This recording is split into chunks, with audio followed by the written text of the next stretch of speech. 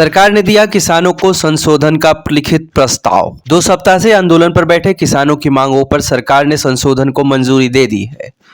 बुधवार को गृह मंत्री अमित शाह के साथ बैठक के बाद सरकार ने किसानों को लिखित में संशोधन का प्रस्ताव भेजा है। अब फैसला किसानों को करना है कि वह सरकार की बातों पर कितना भरोसा करते हैं।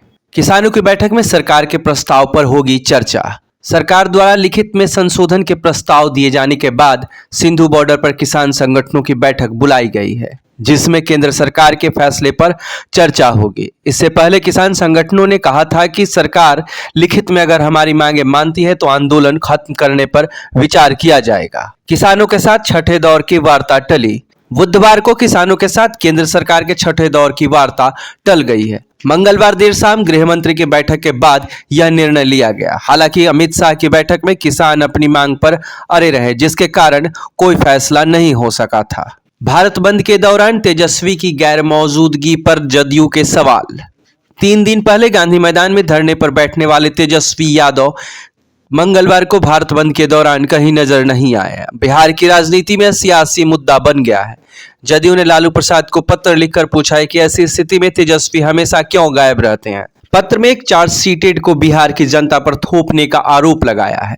कोइलवर में कल होगा नए पुल का उद्घाटन। बिहार के भोजपुर जिले के कोइलवर में सोन नदी पर बनाए नए सड़क पुल का कल उद्घाटन किया जाएगा। केंद्रीय सड़क एवं परिवहन मंत्री नितिन गडकरी पुल को आम जनता के लिए समर्पित करेंगे। कोइलवर में पिछले 3 दशक से भी ज्यादा समय से नया पुल बनाने की मांग हो रही थी। पुल के बन जाने से आरा, बक्सर, कैमूर, रोहतास के लोगों को फायदा होगा।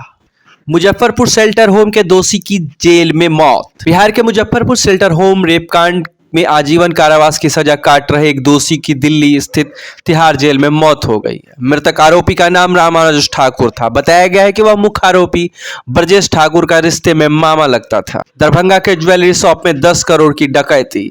बिहार के दरभंगा जिले में बड़ा बाजार स्थित अलंकार ज्वेलर्स से बुधवार की सुबह 10:30 बजे 6 हथियारबंद अपराधी करोड़ों रुपए का सोना लूट ले गए। वारदात को अंजाम देने के बाद अपराधी सड़क पर फायरिंग करते हुए आराम से चलते बने। घटना भाजपा के नगर विधायक संजय सरावगी के घर से करीब 200 मीटर की दूरी पर हुई।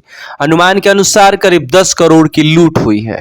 लॉ एंड ऑर्डर को लेकर सीएम की आपात बैठक। बिहार में बिगड़ती कानून व्यवस्था को लेकर नीतीश सरकार निशाने पर आ गई। हर दिन हो रही लूटपाट, हत्या, अपहरण की घटनाएं हो रही है, जिसके बाद मुख्यमंत्री बुधवार को आपात बैठक बुलाई है। जब बताया जा रहा है कि बैठक में बिहार की लॉ एंड ऑर्डर को लेकर सीएम ने नाराजगी जताई है। उन्होंने सख्त निर्देश दिया है कि आपराधिक घटनाओं पर रोक लगाई जाए। पुलवामा में मुठभेड़ में 2 आतंकी ढेर। जम्मू कश्मीर के पुलवामा जिले के टिकेन इलाके में सुरक्षा बलों ने 2 आतंकियों को मार गिराया है। बताया जा रहा है कि इनका संबंध अल बद्र आतंकी संगठन से था। फायरिंग में एक स्थानीय शख्स भी घायल हुआ है। सुरक्षा बलों को टिकेन गांव में कुछ आतंकियों के छिपे होने की जानकारी मिली थी। इसके बाद सेना की 55 आरआर, सीआरपीएफ और स्थानीय पुलिस की एसओजी ने सर्च ऑपरेशन चलाया था। वित्त मंत्री विश्व की प्रभावशाली महिलाओं में शामिल। फोर्ब्स ने विश्व की प्रभावशाली महिलाओं की सूची जारी कर दी है। 100 प्रतिभाशाली महिलाओं की सूची में केंद्रीय वित्त मंत्री निर्मला सीतारमण को भी शामिल किया गया। सूची में उन्हें 41वां स्थान दिया गया। वहीं जर्मनी के चांसलर एंजेला मार्केल 1 दशक से भी ज्यादा समय से टॉप पर बनी हुई है। भाजपा ने मिशन बंगाल के लिए झोंकी ताकत।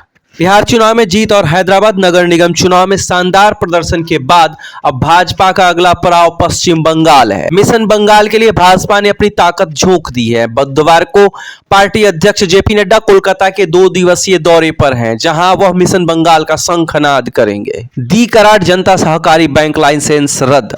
रिजर्व बैंक ने मंगलवार को कहा कि उसने महाराष्ट्र स्थित दी कराड़ जनता सहकारी बैंक लिमिटेड का लाइसेंस रद्द कर दिया है। रिजर्व बैंक ने कहा है कि पर्याप्त पूंजी और कमाई की संभावना नहीं होने के कारण यह कार्रवाई की गई है। रिजर्व बैंक ने कहा है कि लाइसेंस रद्द हो जाने के चलते दी कराड़ जनता सहकारी बैंक 7 दिसंबर को कारोबार समाप्त होने के बाद बैंकिंग व्यवसाय नहीं कर पाएगा। तमिल एक्ट्रेस ने लगाई फांसी। तमिल फिल्म इंडस्ट्री के लिए काम करने वाले एक्ट्रेस और वीजे चित्रा कामराज की संदिग्ध परिस्थितियों में मौत हो गई। वे 29 साल की थी। बुधवार को सुनका 100 चेन्नई के नजर पेट स्थित एक होटल के कमरे में पंखे से लटका हुआ मिला। बताया जा रहा है कि कुछ दिन पहले ही उनकी सगाई हुई थी। फिलहाल पुलिस मौत के कारणों की तलाश में जुट गई है। सलमान खान ने अपनी अगली फिल्म की शूटिंग शुरू की। सलमान खान ने अपनी अगली फिल्म अंतिम की शूटिंग शुरू कर दी है। गन्स ऑफ नॉर्थ शीर्षक से बननी शुरू हुई सलमान के बहनोई अभिनेता आयुष शर्मा की इस फिल्म से लगभग एक दशक बाद महेश मांजरेकर हिंदी फिल्म के निर्देशन में लौट रहे हैं। सलमान फिल्म में एक सिख पुलिस वाले का किरदार निभाएंगे जो माफिया राज को खत्म करने और गैंगवार को मिटाने के लिए काम करेगा। पार्थिव पटेल ने लिया संन्यास। सिर्फ 17 साल की उम्र में टीम इंडिया का हिस्सा बने पार्थिव पटेल ने क्रिकेट के सभी प्रारूपों से संन्यास लेने की घोषणा की है। 2002 में इंग्लैंड दौरे पर पहली बार विकेट कीपर के लिए चुने गए पार्थिव पटेल ने 25 टेस्ट, 38 वनडे और 2 T20 मैच खेला। 2018 में साउथ अफ्रीका के खिलाफ उन्होंने अंतिम टेस्ट खेला था।